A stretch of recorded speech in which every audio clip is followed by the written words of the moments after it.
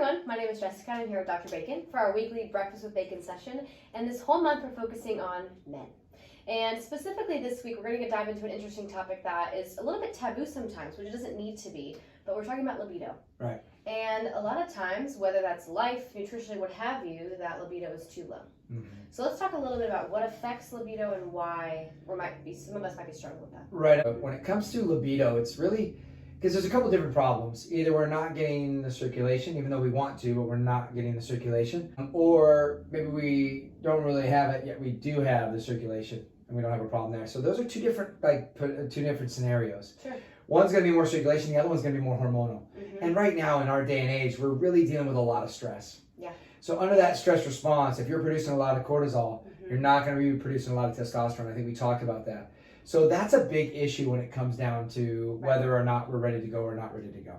Mm-hmm. And then the other thing too, with the circulation, we're really taxing the heart. B vitamins are depleted because we're under stress. Mm-hmm. You're not getting great circulation. This is another reason why we end up not feeling like we're, the same fullness of erections, things like that. That same idea of being able to, continue that act. So I think there's a couple of things that we need to kind of talk about and address. And one of them, obviously, then we go on with the hormones. So hormonally, we need to support this. And this is why we do when we sit down and talk to somebody about it. We really kind of distinguish between whether it's hormonal or circulation. Mm-hmm. And then we kind of help support you in those areas and see if we get change.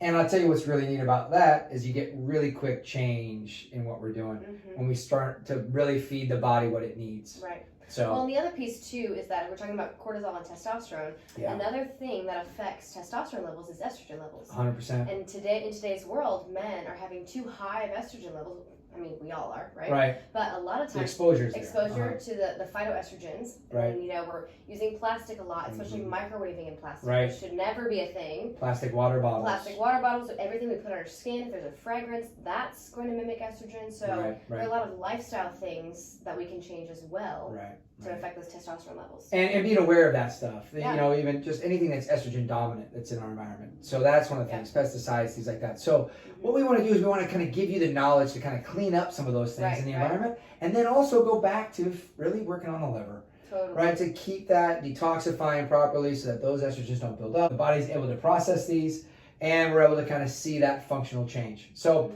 I think that that's pretty much the overall when it comes to the libido. And really getting you guys aware of what's causing these problems will give you the chance to be able to help filter some of those things out and then kind of give you some support to help you work through some things that you maybe not be able to get rid of. So those three things that we talked about are going to be cleaning up some of the lifestyle things, right? Yep. Working on the liver. 100%. And then making sure our stress response is appropriate and we're handling that well. Right. Yeah, I mean, and honestly, so that's great. I mean, hopefully those three things kind of help you out. Really, that's kind of a take home today is really pay attention to those three things. See if you can do some things on your own. And we know this is a problem out there. We're having the low T and everything else that's going on.